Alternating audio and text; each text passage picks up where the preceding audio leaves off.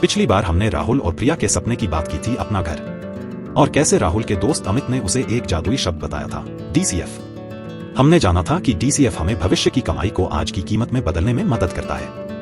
राहुल ने समझा था कि किसी भी स्टॉक की या उसके सपने के घर की असली कीमत discounted cash flow DCF model से ही निकलेगी, और इसका एक खास फॉर्मूला है। राहुल जब इस फॉर्मूले को देखता था तो उसे समझ आता था कि यह सिर्फ एक गणित नहीं बल्कि उसके भविष्य की एक तस्वीर थी। इस तस्वीर को पूरा करने के लिए उसे 4 चीजें चाहिए थी, 4 अहम पहेलियां। एक एक्सपेक्टेड कैश फ्लो ECF, ये ECF1, ECF2 यानी अगले सालों में वो और प्रिया मिलकर कितनी बचत कर पाएंगे। ये नंबर कैसे निकलेगा? उनकी कमाई में से टैक्स, बच्चों की पढ़ाई और घर के खर्चे निकालने के बाद कितना बचेगा। 2 ग्रोथ रेट, क्या उनकी सैलरी हर साल बढ़ेगी, कितने % से, ये कैसे पता चलेगा। 3 टर्मिनल लाइफ, N कितने सालों तक वे ये बचत जोड़ सकते हैं, 20 साल, 30 साल, ये N का नंबर क्या होना चाहिए। 4 और सबसे बड़ा सवाल, डिस्काउंट रेट यानी R क्या है। यही था वो अदृश्य धागा जो बताता था कि उनकी भविष्य की बचत में कितना जोखिम है। क्या पता नौकरी चली जाए या महंगाई बहुत तेज बढ़ जाए। ये 4 पहेलियां एक्सपेक्टेड कैश फ्लो यानी ECF, growth rate, terminal life यानी N और डिस्काउंट रेट यानी R जब एक साथ सुलझ जाती हैं, तब हम किसी भी कंपनी, किसी भी एसेट, यहां तक कि राहुल के सपने के घर की भी असली कीमत निकाल सकते हैं। फिर हम उस वैल्यू को उसके बाजार भाव से कंपेयर करके जान पाते हैं कि क्या वो बहुत महंगा है या अभी भी खरीदने लायक है। यही ज्ञान आपको फालतू में महंगा खरीदने से बचाएगा और सही अवसर आने पर आपको बताएगा, यही है वो मौका, इसे मत छोड़ना। तो दोस्तों, आज हम इसी DCF पहेली के सबसे जरूरी हिस्से को सुलझाने जा रहे हैं, वो सीक्रेट इंग्रेडिएंट जो बताता है कि आपके भविष्य के पैसों में कितना जोखिम है। जी हाँ, आज हम सीखेंगे डिस्काउंट रेट कैसे निकालते हैं।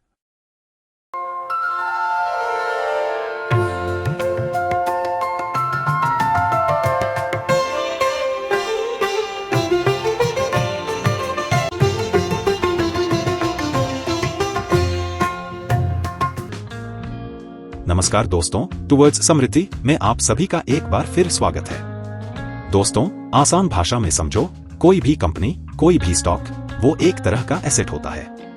वो आपको पैसे बनाकर दे रहा है, चाहे वो प्रॉफिट के रूप में हो या कैश जनरेट करके। इस पैसे को, इस कैश फ्लो को हम जोड़ेंगे, लेकिन कितने साल के लिए जोड़ सकते हैं, ये हमें बताएगी टर्मिनल लाइफ N। ये कैश फ्लो हर साल कितने % से बढ़ेगा, ये बताएगा ग्रोथ रेट।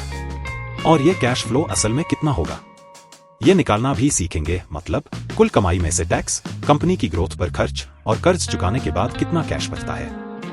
लेकिन आज का हमारा हीरो है डिस्काउंट रेट R। ये R हमें बताता है कि भविष्य में आने वाले उस कैश फ्लो में कितना जोखिम, रिस्क शामिल है। ये जोखिम जितना ज्यादा होगा, R का नंबर उतना ही बड़ा होगा। तो इन चारों में से आज हम सबसे पहले और सबसे जरूरी डिस्काउंट रेट R को डिटेल में समझेंगे, क्योंकि अगर R गलत है तो पूरी वैल्यूएशन गलत हो सकती है। याद है, पिछले एपिसोड में हमने राहुल के घर की वैल्यू को 2 तरीकों से देखा था, सिर्फ अपनी हिस्सेदारी इक्विटी की वैल्यू या पूरे घर की वैल्यू जिसमें लोन भी शामिल है। यहीं पर डिस्काउंट रेट का चुनाव भी बदल जाता है। एक, अगर आप पूरे फर्म, कंपनी की वैल्यू निकालना चाहते हो, मतलब कंपनी में जितना मालिक का पैसा लगा है, इक्विटी, और जितना कर्ज लिया है, डेब्ट, उन दोनों को मिलाकर अगर पूरी कंपनी को वैल्यू करना है, तो जो डिस्काउंट रेट यूज होगा उसे कहते हैं कॉस्ट ऑफ कैपिटल। ये एक तरह से कंपनी को चलाने के लिए कुल कितने पैसे लगते हैं उसका एवरेज है। तो लेकिन अगर आप सिर्फ इक्विटी पार्ट को वैल्यू करना चाहते हो, यानी सिर्फ शेयर्स का दाम निकालना है, तो आपका डिस्काउंट रेट होगा कॉस्ट ऑफ इक्विटी। हमारा मुख्य मकसद किसी शेयर का सही दाम निकालना है, इसलिए हम इसी कॉस्ट ऑफ इक्विटी पर फोकस करेंगे। आज के इस वीडियो में हम डिटेल में सीखेंगे कि ये कॉस्ट ऑफ इक्विटी कैसे निकाला जाता है, ताकि हम किसी भी स्टॉक की वैल्यू निकालने की दिशा में अपना पहला कदम मजबूती से बढ़ा सकें। तो हमारा लक्ष्य है कॉस्ट ऑफ इक्विटी निकालना, और इसके लिए हम जिस मॉडल का इस्तेमाल करेंगे उसका नाम है CAPM, capital asset pricing model. CAPM finance की दुनिया में एक बहुत ही जाना माना रिस्क रिटर्न मॉडल है। ये बताता है कि किसी स्टॉक से आप कितना रिटर्न एक्सपेक्ट कर सकते हैं उसके जोखिम के हिसाब से। सुनने में बड़ा टेक्निकल लग रहा है ना, पर डरिए मत, इसका फॉर्मूला बहुत आसान है। अब ये सारे अक्षर क्या हैं, एक एक करके समझते हैं, और ये भी कि इनके लिए कौन सा नंबर लेना है। ER यानी एक्सपेक्टेड रिटर्न, यह वह रिटर्न है जो आपको CAPM मॉडल के द्वारा प्राप्त होगा। RF यानी रिस्क फ्री रेट, ये वो रिटर्न है जो आपको बिना किसी जोखिम के मिलता है, जैसे कि बैंक की FD या सरकारी बॉन्ड। बीटा ये बताता है कि आपका स्टॉक पूरे मार्केट के मुकाबले कितना ज्यादा या कम रिस्की है। RM-RF यानी मार्केट रिस्क प्रीमियम, ये बताता है कि अगर कोई FD छोड़कर स्टॉक मार्केट में पैसा लगाए तो उसे मार्केट से कितना ज्यादा रिटर्न चाहिए। अगर हमें ये तीनों चीजें मिल गईं, तो हमारा कॉस्ट ऑफ इक्विटी निकल जाएगा, जो कि हमारा डिस्काउंट रेट है। इस फॉर्मूले को देखकर डरिए मत, यह देखने में जितना कठिन लग रहा है, वास्तव में यह बहुत ही आसान है। मैं आपको इसे बहुत ही आसान भाषा में समझाऊंगा। तो चलिए इन तीनों को एक एक करके समझते हैं। सबसे पहले आता है रिस्क फ्री रेट यानी RF। राहुल के पिताजी हमेशा कहते थे, बेटा पैसे FD में रख दो, कोई जोखिम नहीं है, ब्याज तो पक्का मिलेगा। राहुल भी मानता था कि FD का रिटर्न रिस्क फ्री है। लेकिन क्या वाकई ऐसा है? नहीं दोस्तों, असली रिस्क फ्री रेट वो होता है जिसमें निवेश पर न केवल गारंटी हो, बल्कि उसमें सरकार के डिफॉल्ट का भी कोई रिस्क ना हो। जैसे अमेरिका के ट्रेजरी बॉन्ड्स को लगभग रिस्क फ्री माना जाता है। भारत में भी हम केंद्र सरकार के बॉन्ड्स को लगभग रिस्क फ्री मानते हैं। अब समझते हैं रिस्क फ्री रेट होता क्या है। रिस्क फ्री रेट उस रिटर्न को कहते हैं जो आपको किसी ऐसे इन्वेस्टमेंट से मिले जिसमें डिफॉल्ट का कोई खतरा ना हो, यानी पैसे निश्चित मिलेंगे। अक्सर लोगों को लगता है कि बैंक की FD रिस्क फ्री है, लेकिन असल में वहां भी रिस्क होता है, जैसे बैंक के डूबने का रिस्क या सरकार के डिफॉल्ट का रिस्क। हालांकि सरकारी बॉन्ड्स में यह रिस्क बहुत ही कम होता है, इसलिए उन्हें लगभग रिस्क फ्री माना जाता है। अब बात आती है कि हम वैल्यूएशन में कौन सा रिस्क फ्री रेट लें, क्योंकि हम किसी कंपनी को 1 से 2 साल के लिए नहीं, बल्कि लंबे समय जैसे 10, 20 या 30 साल के लिए वैल्यू करते हैं, तो हमें भी एक लंबी अवधि का रिस्क फ्री रेट लेना चाहिए। आमतौर पर भारत में हम 10 साल के सरकारी बॉन्ड की यील्ड को रिस्क फ्री रेट मानते हैं, क्योंकि यह डेटा आसानी से उपलब्ध होता है और इसे सरकार खुद इशू करती है। मतलब अगर आप सरकार को 10 साल के लिए पैसा उधार देते हैं, तो आपको तयशुदा ब्याज मिलेगा और आपकी पूंजी सुरक्षित रहेगी। इसे ही हम रिस्क फ्री रेट कहते हैं। इसलिए जब भी आप किसी कंपनी का DCF वैल्यूएशन कर रहे हों, तो उसी देश के सरकार द्वारा जारी 10 साल के बॉन्ड का रेट एक सही और व्यावहारिक रिस्क फ्री रेट माना जाता है। चलिए देखते हैं इंडिया के लिए ये कैसे निकलेगा। आप investing.com जैसी वेबसाइट पर भारत के 10 साल के सरकारी बॉन्ड की यील्ड देख सकते हैं। मान लीजिए अभी ये 6.26% है। लेकिन क्या हमारी सरकार के डिफॉल्ट का कोई रिस्क नहीं है? आपने S&P या मूडीज जैसी रेटिंग एजेंसीज का नाम सुना होगा, जो देशों को रेटिंग देती हैं। भारत की रेटिंग अभी B3 मूडीज के हिसाब से है।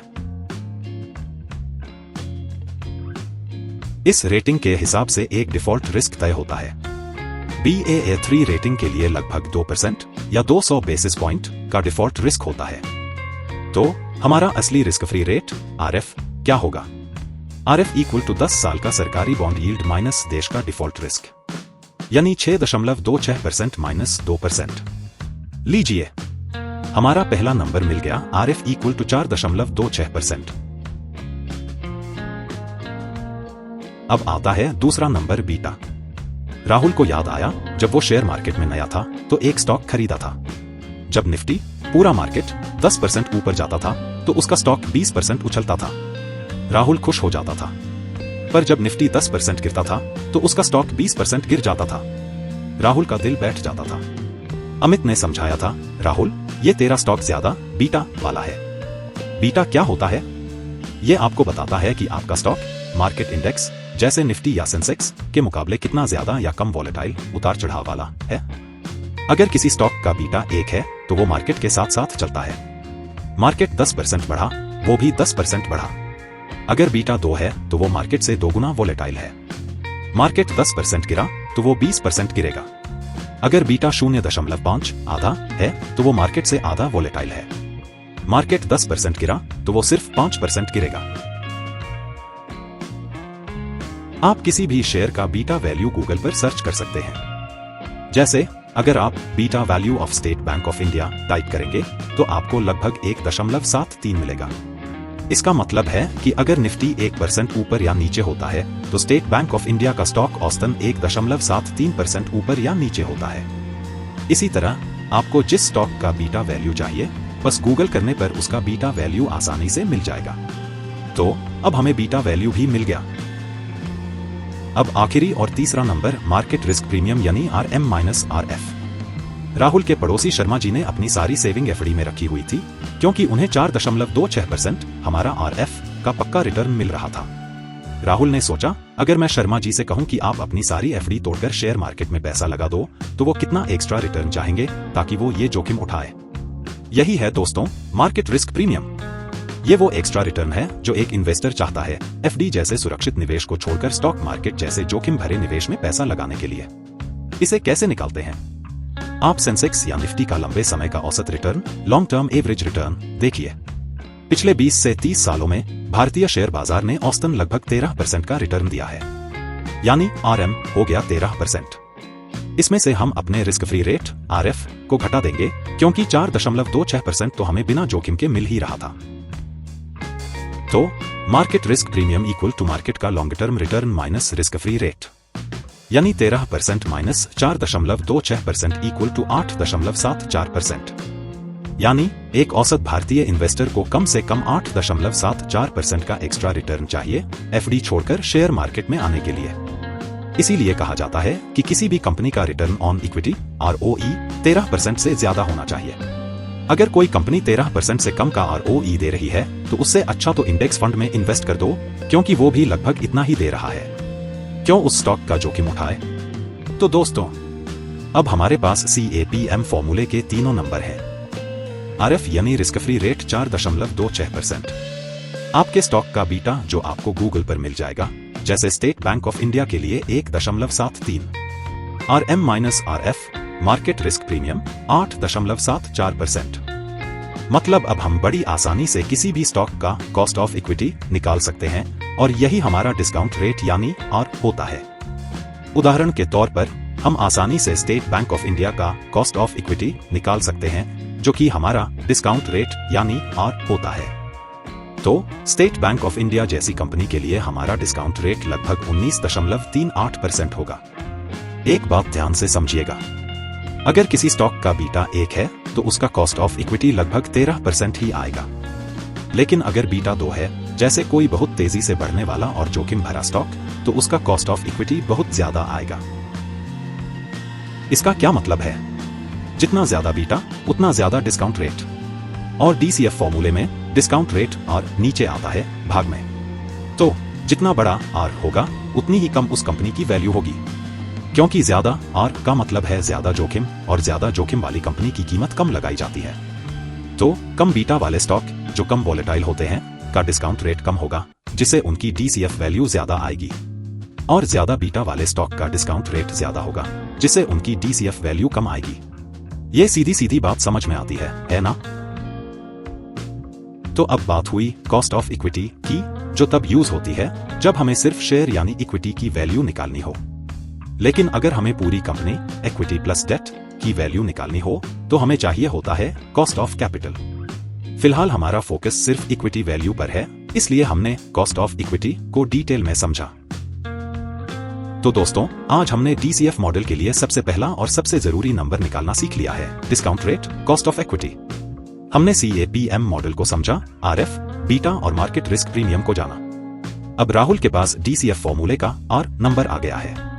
अगले वीडियो में हम सीखेंगे एक्सपेक्टेड कैश फ्लो ECF कैसे निकालना है, कंपनी की कमाई में से टैक्स, री इन्वेस्टमेंट और कर्ज चुकाने के बाद क्या बचता है, ग्रोथ रेट कैसे एस्टिमेट करना है, और कंपनी की टर्मिनल लाइफ N कैसे पता करनी है। जब ये चारों नंबर हमारे पास होंगे तो हम किसी भी कंपनी की असली कीमत निकाल पाएंगे, और फिर उसे उसके मार्केट प्राइस से कंपेयर करके जानेंगे कि क्या वो ओवर वैल्यूड है या अंडर वैल्यूड।